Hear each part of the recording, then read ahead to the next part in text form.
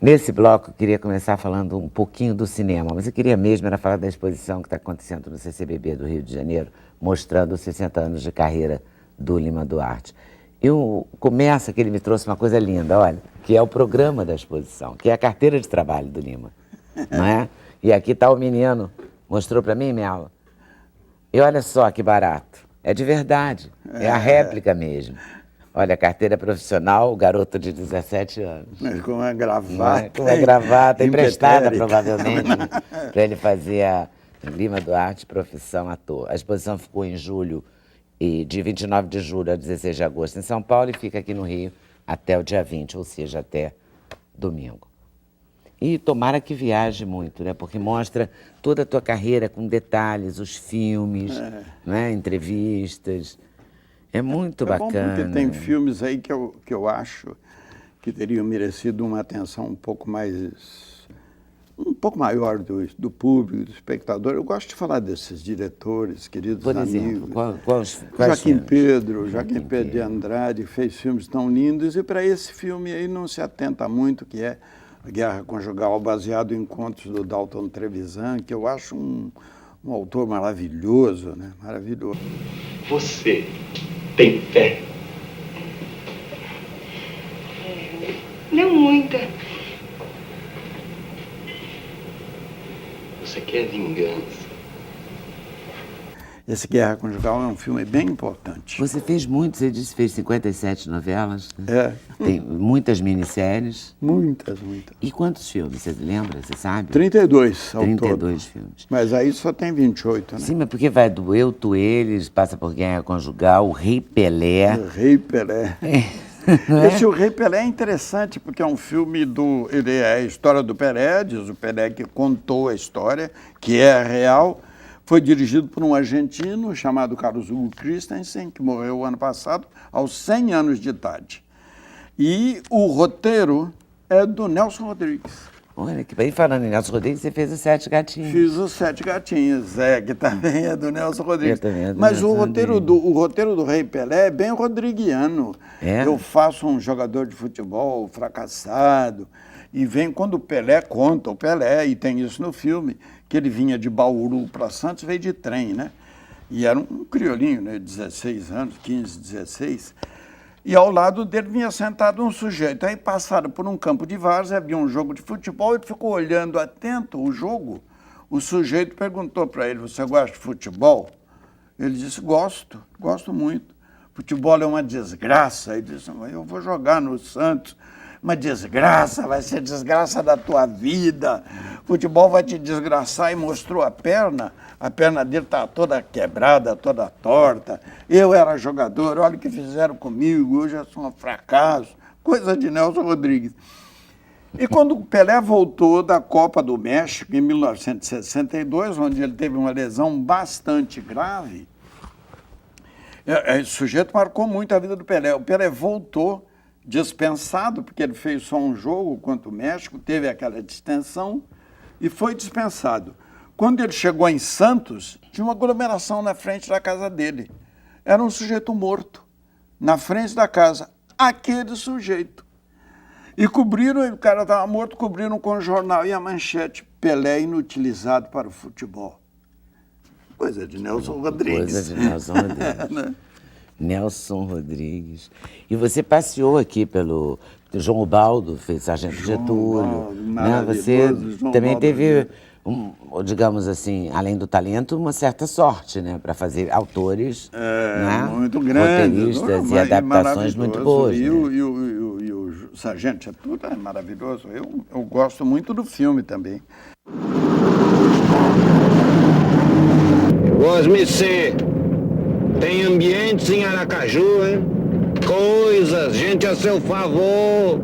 Ei, não gosto desse serviço. Levar preso a vexame. Assim que entregava o Osmicê em Aracaju, eu assento os 4 num canto e largo essa vida de cigano. Que é um filme muito apaixonado, né? Muito... E tem um filme que você fez, Eu, Tu, Eles, também. Eu, Tu, Eles, do Andrucho Warrington, fiz. É que o rapaz acabou de chegar e não tem pouso certo, então eu chamei ele para merendar mais nós. Ah, Acontece da casa já ter muita gente. Mais boca pra comer que panela pra encher. O senhor me desculpe. Foi sua esposa que ofereceu. Eu, por mim mesmo, não gosto de incomodar ninguém. Mas acontece da minha esposa ter o coração maior do que as posses. Como é que é, Zezinho? Eu tava explicando pro moço, ele de fora, tá sem pouso. Tá explicando que já tem muita gente. Então tá certo. O senhor me desculpe. A senhora também. Mas está explicando errado. A casa é minha, a mulher também, e o moço fica. Osias Linhares. Ciro Antunes. Vamos chegando, entra pra cá. Seu Zias, meu marido. O padre Antônio Vieira, do Manuel de Oliveira, tem uma ideia muito boa. São 3 atores representando o padre Antônio Vieira, né? Esses 3 atores não representam por razões cronológicas. Um interpreta a juventude do padre Antônio Vieira. O padre Antônio Vieira veio para o Brasil em 1600 e pouco, né? Ele foi matriculado no Colégio dos Jesuítas, na Bahia, esse é o padre, para as primeiras letras, né? E ele revelou-se uma capacidade tão grande para a catequese que ele ergueu de Salvador para cima, por 2.000 quilômetros, em 1600, ele ergueu 16 igrejas e ensinou o catecismo em 7 línguas diferentes. Era um gênio, né?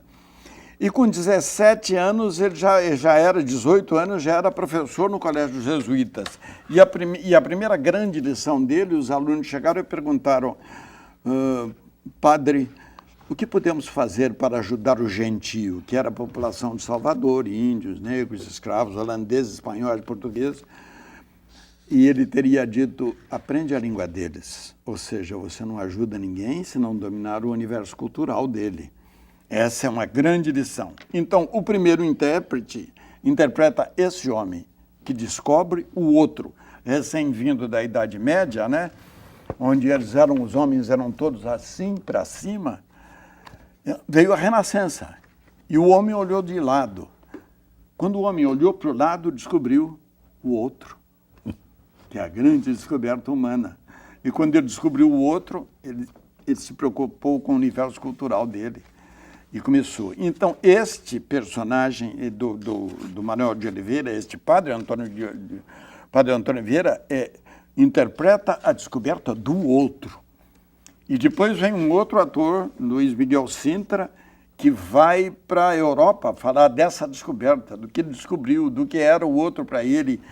Tanto que a rainha Cristina, essa da Suécia, que se vestia de homem, se apaixonou pelas ideias dele e que abdicou do trono, abriu mão do protestantismo, converteu-se ao catolicismo por causa do padre Antônio Vieira, esse homem. E a mim coube interpretar a paixão do padre Antônio Vieira, porque ele era um homem de atividade política muito exacerbada, e ele brigou lá com o rei de Portugal e disse, olha, eu quero voltar para a minha terra, morrer entre os negros e os índios, e voltou aos 60 anos de idade para o Brasil, para morrer, mas viveu até 90 quase.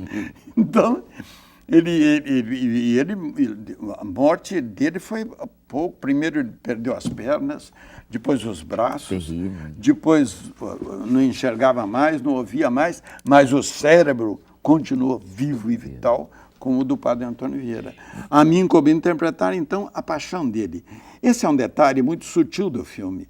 Cada intérprete interpreta um estágio emocional do padre Antônio Vieira, né? Então, e não cronológico, tinha 20 anos, não. Interpreta a descoberta, o divulgador da descoberta e o apaixonado pela descoberta. Você começou primeiro no cinema?